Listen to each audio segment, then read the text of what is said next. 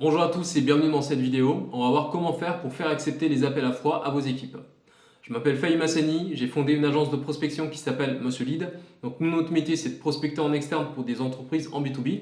D'ailleurs, si jamais vous souhaitez découvrir notre méthodologie, voir comment est-ce qu'on fait pour prendre 2 à 5 rendez-vous par journée de prospection pour nos clients, regardez dans la description, il y a un lien pour prendre rendez-vous avec nous pour voir comment est-ce qu'on peut vous accompagner, quels sont nos use cases et qu'est-ce qu'on peut vous apporter concrètement sur la partie commerciale. Donc le sujet de cette vidéo, c'est de vous partager des tips et des bonnes pratiques sur comment faire accepter les appels à froid dans votre organisation.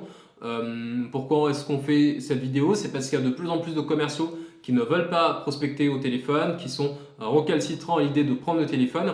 Et je ne parle même pas de prospecter à froid sur des inconnus, même parfois le fait d'appeler des leads en inbound, des personnes qui se sont inscrites sur le site internet, qui ont rempli un formulaire pour se faire appeler. En fait, les commerciaux vont un peu traîner les pieds avant de les appeler. Ils vont essayer de parfois bouder certains prospects ou être un peu trop critiques et difficiles sur les critères de qualification. Donc, pourquoi il y a ce phénomène? C'est parce que déjà, les gens ont de moins en moins l'habitude d'avoir des vraies interactions. Les nouveaux commerciaux sont très digitales, donc en fait, ils vont vous dire que tout ce qui va être téléphonie, prendre le téléphone, contacter des prospects, en fait, ça vient d'un autre monde. Donc en fait, aujourd'hui, il faut faire des automatisations, il faut faire de l'emailing, il faut faire du LinkedIn pour pouvoir échanger avec les prospects. Il n'y a rien de mieux qu'une vraie conversation pour faire avancer des deals. Maintenant, ça, ils ne le savent pas encore. Et de l'autre côté, quand vous allez avoir des commerciaux un peu plus seniors, ils vont vous dire simplement que, enfin je ne sais pas si ils vont vous le dire, mais c'est ce qu'ils pensent au fond d'eux-mêmes, qu'en fait ils n'ont plus à prendre le téléphone pour appeler à froid. Ils ont fait de la puce téléphonique, mais ça c'était il y a 20, il y a 30 ans, il y a 15 ans. Maintenant ils ont passé cette étape et ils ne vont pas prendre le téléphone pour aller prospecter parce que, enfin voilà, ils l'ont fait avant parce qu'ils avaient besoin de prouver leur valeur. Maintenant ils n'ont plus rien à prouver et donc ils ne vont pas vouloir prendre le téléphone et appeler des potentiels contacts. Donc ça, c'est des cas que j'ai vus des dizaines et des dizaines de fois chez nos clients, chez des partenaires, chez des personnes de mon réseau, des dirigeants de structures. Maintenant, comment faire pour amener la prospection téléphonique ou la prospection tout court dans votre entreprise? C'est ce que je vais essayer de vous partager dans cette vidéo. Déjà, le premier point, c'est de sélectionner les personnes qui vont effectuer ces appels. Pour moi, ce n'est pas forcément une bonne pratique que de vous dire que vous allez mobiliser par exemple toutes les personnes dans l'entreprise pour passer des appels parce que vous avez envie de créer de l'émulation, ou bien vous allez mobiliser toutes les personnes sur le département sales, donc le département commercial, pour les amener à faire de la prospection parce que vous voulez encore une fois de l'émulation. Ça marche, enfin, ça peut marcher, mais en fait, vous allez faire comme ça. Vous allez en fait avoir un pic où tout le monde va prendre le téléphone sur une journée ou sur une semaine et ensuite après ça redescend parce que pour beaucoup c'est pas forcément leur métier premier. Et donc qu'est-ce qu'ils vont faire? En fait ils vont reprendre leur fonctionnalité, leur fonction première et laisser tomber la prospection. Moi j'aime pas ça, j'aime les actions qui sont constantes et surtout dans la prospection quand il n'y a pas de constance, il n'y a pas de vrais résultats. Donc, il faut que vous sélectionnez une, deux ou trois personnes en fonction du volume de prospection que vous pouvez mettre en place et vous dire en fait, toi, toi et toi, c'est vous qui allez être chargé de la prospection d'entreprise. Et en fait, ça devient votre fonction principale ou parmi les fonctions principales pour lesquelles vous êtes jugé dans votre collaboration avec nous. À partir de là, vous allez donc, le deuxième conseil, c'est d'éliminer tout le reste. Donc, tout ce qui n'est pas prospection, il faut que vous fassiez en sorte qu'il ne fasse rien d'autre que de pouvoir appeler des nouveaux contacts. Donc les réunions qui ne les concernent pas directement, on va enlever. Les intégrations CRM, le fait de faire des appels de vente, donc d'assister à des R1 ou des R2, ou même de faire eux-mêmes des R1 ou des R2, d'envoyer des devis, donc tout ça, on va enlever parce que vous voulez qu'ils soient concentrés le plus possible sur les actions de prospection.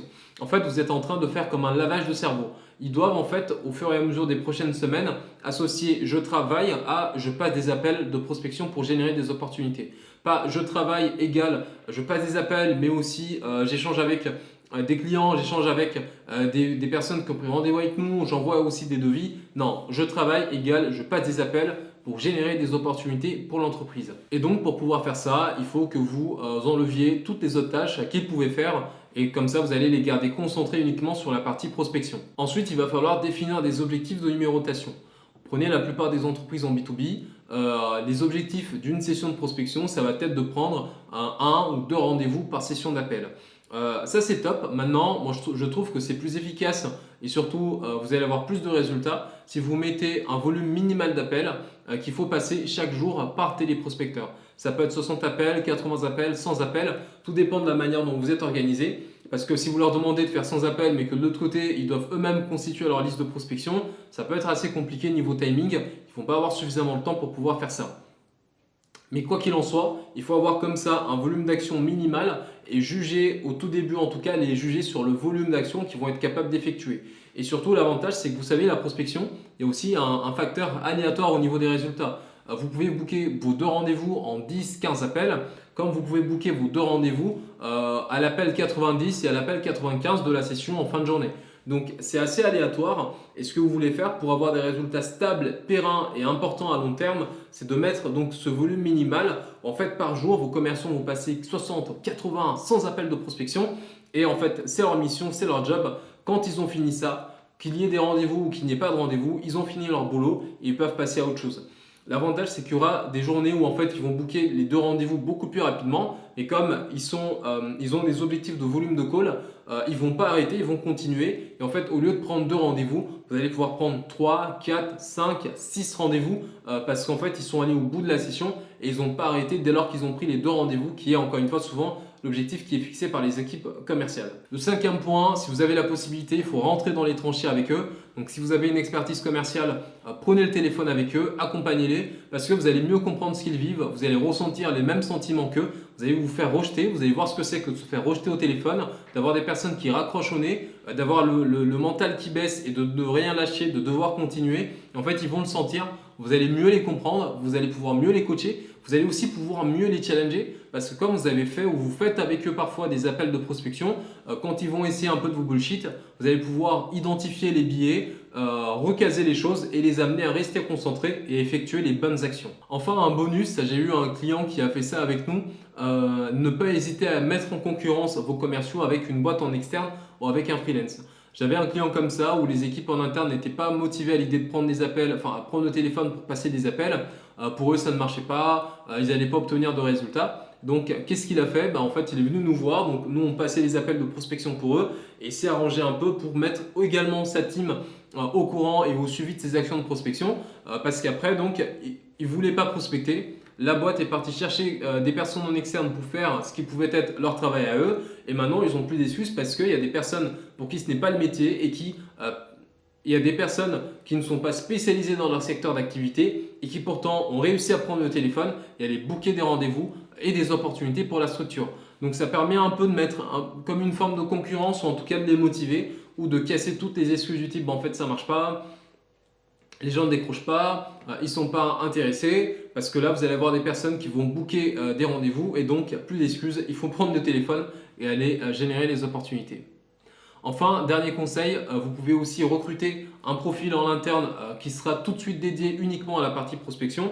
Donc un SDR, un BDR, un téléprospecteur, un commercial sédentaire, peu importe le nom qu'on va lui donner. Vous allez recruter une personne pour qui le seul métier, ça sera de prendre le téléphone et de passer des appels de prospection. Et comme sa fiche de poste a été concentrée uniquement sur ça dès le démarrage, vous allez avoir un petit peu moins de challenge, peut-être même beaucoup moins de challenge à le motiver parce qu'en fait, son métier, c'est de venir passer des appels et booker des opportunités pour l'entreprise. Donc voilà pour ces éléments. Maintenant, je pense que la meilleure alternative possible, c'est quand même de booker un rendez-vous avec l'agence Monsieur Lead. Comme ça, on peut vous montrer ce qu'on fait et aller prendre des rendez-vous pour vous. Et puis peut-être que vous allez faire comme ce client qu'on a eu, nous prendre pendant plusieurs mois. Comme ça, vous allez former vos équipes à côté. Ils vont voir que c'est possible de booker des rendez-vous. Et ensuite, après, vous allez l'internaliser. C'est possible. Donc voilà. Prenez rendez-vous avec nous dans la description, comme ça on peut vous faire découvrir nos services et vous aider à prendre plus de rendez-vous. Donc une moyenne de 2 à 5 rendez-vous qualifiés par jour, c'est la moyenne de nos clients par session de prospection. C'était Fahim Hassani, CEO et fondateur de l'agence de prospection Monsieur Lead et on se dit à très bientôt. Merci.